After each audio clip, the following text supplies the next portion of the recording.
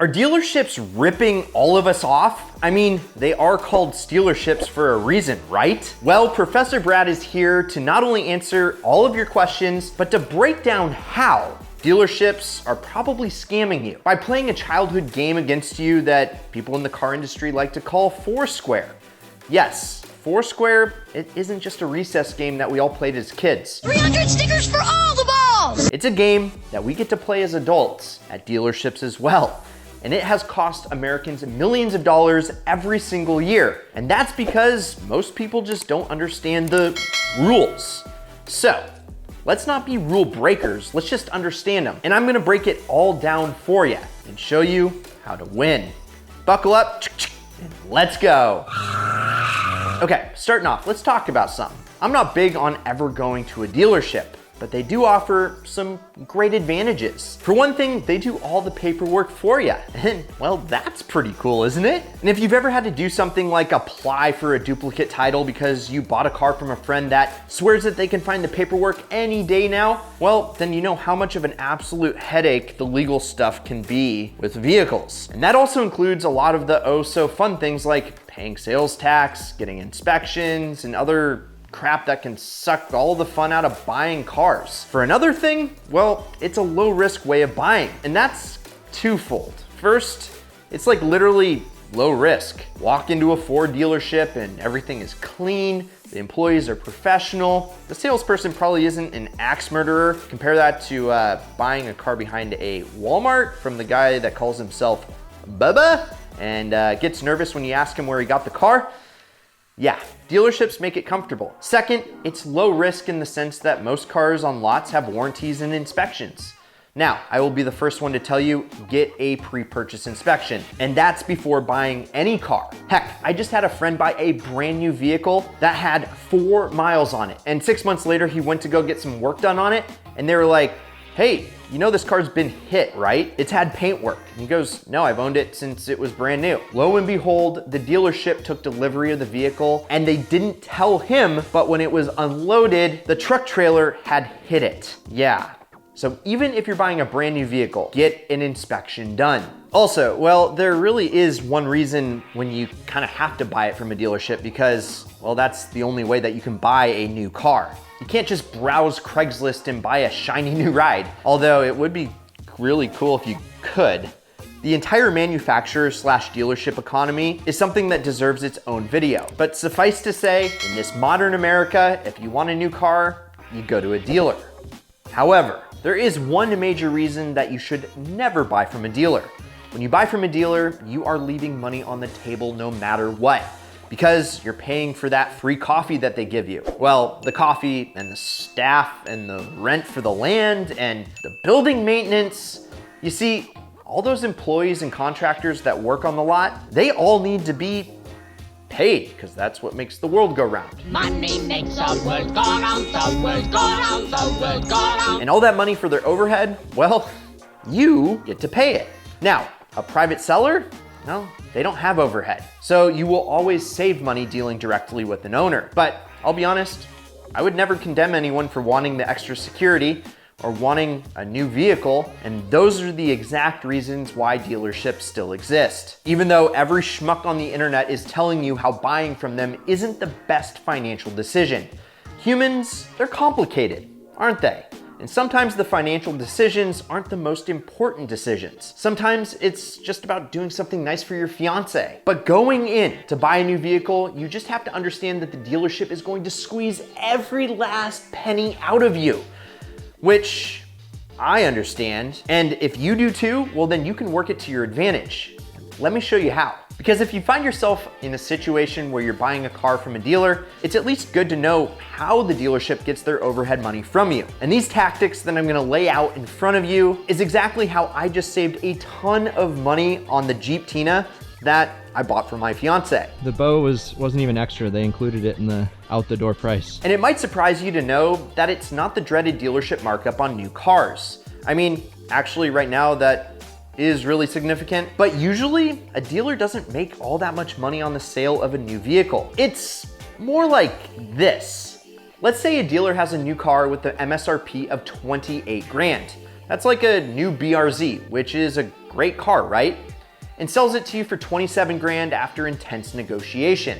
A good profit margin for a dealer on a new vehicle is 8%. So 8% of 27,000 is a whopping $2,160. You'd think that means that they make 2 grand pure profit, but you're forgetting that everyone else needs to be paid. If there are 4 employees that each need 500 bucks a week to keep working, well, each car sold will only keep your doors open for a single week. And that is never gonna work. You have to sell a brand new car every 3 or 4 days just to pay your staff, and you'd never be making a dime. So instead, there are 2 ways that a dealership makes money. First off, dealerships love to sell used cars. Let's say you're gonna go buy that $28,000 BRZ, right?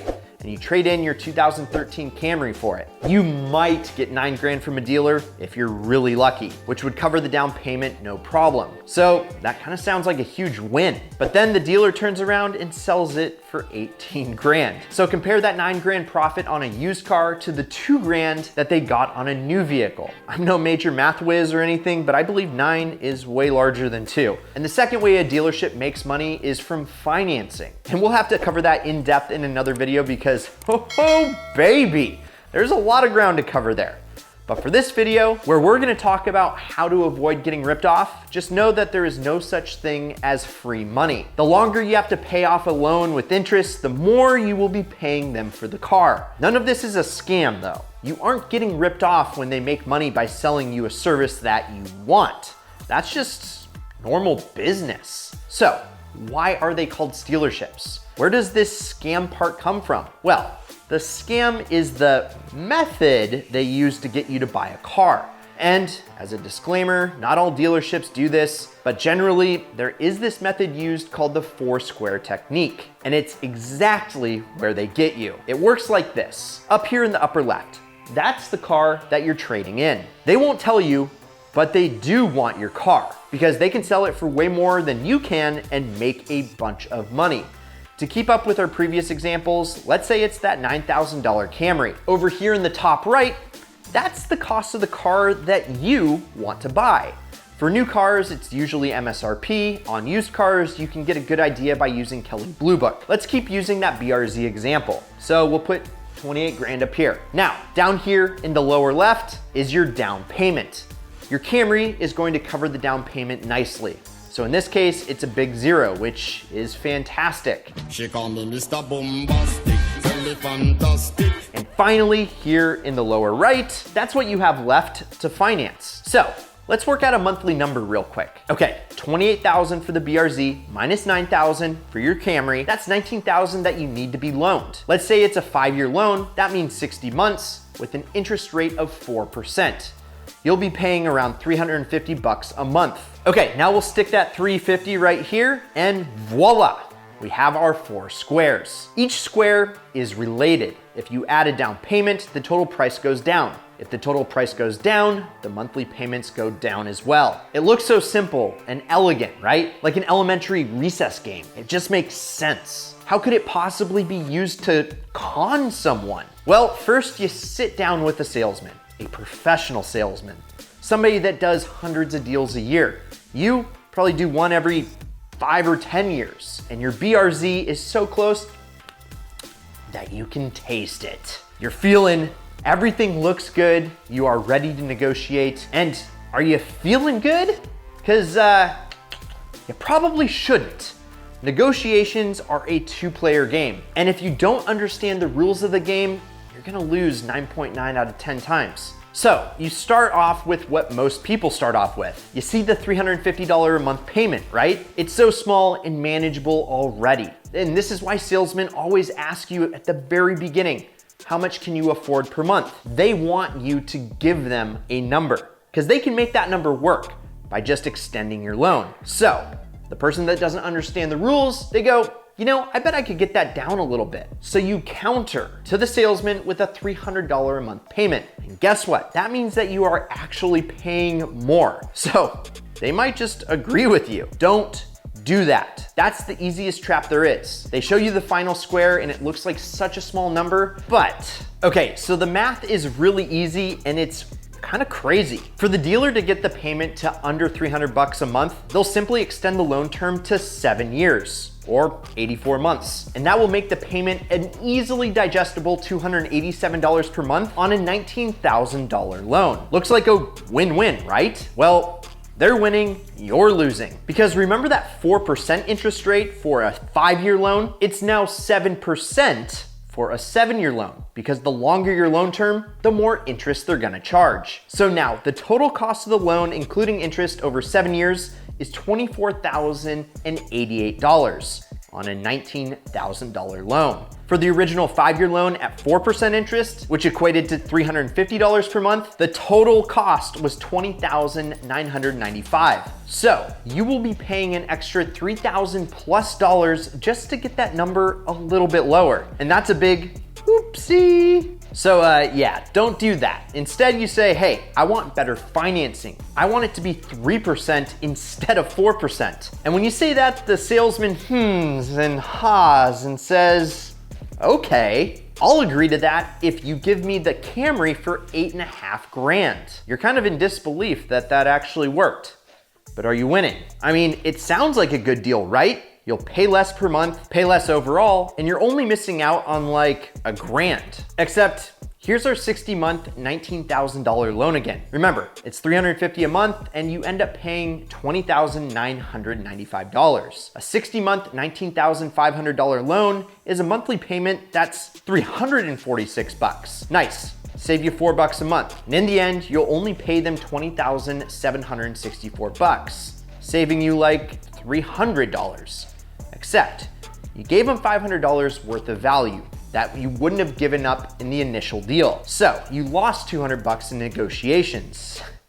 Yeah, you lost again. You offer a down payment, they counter with seemingly better loan terms that mean you'll pay more. You say that you won't pay a cent over $250 per month, they slap you with a down payment. If you touch any single facet, they counter with a change in a different square, and they will scribble on a piece of paper, quote unquote, ask their boss, and ha, and scratch their heads. But they will always make it so that they win. Remember, they aren't in the business of losing money. And if that's starting to sound confusing AF, that's the point, that's the con. They know that you will get bamboozled, and they know 100 ways to make a profit. And no matter what, they will keep you guessing. I literally just did the math, and honestly, I'm a little bit confused. And are you ready for that? Because there's one last major piece of the puzzle, and it's called human psychology, where we are programmed to feel good about winning. So while you are confused, while they're drawing lines everywhere and constantly making noise about numbers, they'll suddenly let you win. And it's gonna probably catch you just a little bit off guard, because you'll say like, hey, if you can't move on the payments and you think my car isn't worth very much, at least give me like $500 off the price of the car. And the salesperson, they're gonna look worried and say, hey, I gotta go ask my boss, but I'll see if I can do you a good one. And they'll probably disappear for like 5 minutes, come back, say that they pulled some strings, and they can lower your monthly payment by $10 a month instead, which would add up to $600 over 60 months. And if they can get you to sign right now, you have a deal. You sign your name and you feel great. You save $600, yay!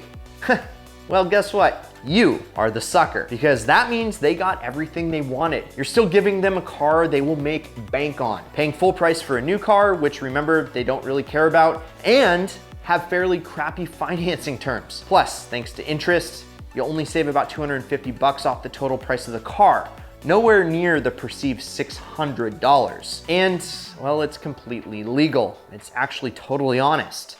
Like, they never once lied about anything. And yet, you got a bad deal. What gives? And how can you avoid it? Well, easily actually. The first step is to be patient and take time to treat every square completely individually. Never let them demand that every square is linked. If you can, the best bet is to remove a square from their negotiations entirely. So, there's 4 of them, but you can't control one of them. You have to pay money for the new to you car. The other 3 though, if they want to give you bottom dollar for your trade-in, just sell your car in a private party beforehand and use the cash as a down payment instead. Boom, their 4 square game just went down to 3 square. That's a lot harder to mess with. Or secure your own financing. Then it's not on the table when negotiating for the vehicle. They can't change the monthly payment, so they can't use it to get extra money out of you. You know, like extending the loan amount, and the interest goes up so that you get to pay less per month. That won't happen. Bonus, getting the financing yourself means that there's no down payment to negotiate over, since that'll be handled by your financial institution. So if you do both things, there is only one last thing to negotiate on, and that is the price. Playing one square really evens the field, right? Now it's literally just back and forth over the price and the down payment. There is just one thing that you gotta remember, and it's something I go to great lengths to explain in the Ideal Car Strategies course. No matter what, whether you're playing one square or taking your chances with foursquare, only negotiate the final price. It goes by many names, like the out the door price, or the final price, or the total cost, whatever you wanna call it. It's the amount of money you have to pay to drive the vehicle off of the lot. See, our $28,000 BRZ isn't really $28,000. It's $28,000 plus 7% sales tax. That's another $1,960. Oh, and its registration fee, well, that's $300 more. Documentation fee, another $400. Now your $28,000 car, well, it's more like $30,660. That means you can negotiate $500 off of MSRP and still pay $2,000 over MSRP out the door. Instead, repeat after me. I wanna pay $28,000 out the door. Can you make that happen? Then work from there. Start low and work your way up. Never start high and try to work your way down. Trust me, it doesn't work. Oh, and absolutely, 100%. If you learn nothing else, if a dealer can't come to a deal that you love, walk away. Use these 2 feet and go somewhere else. The minute that you refuse to walk away from a deal is the minute you give them all of your cards. Because, well, they know no matter what, you will have to fold. Otherwise, you will get nothing. The trick is to not be afraid of getting nothing. And in the car sales world, 3 out of 4 people that visit a dealership for the first time and sit down at the desk discussing numbers purchase. And that goes all the way back to that 80-20 rule, where essentially 80% of your profits come from 20% of your customers. Don't be one of the 4 people. Don't sit down the first time to discuss numbers. Think about it.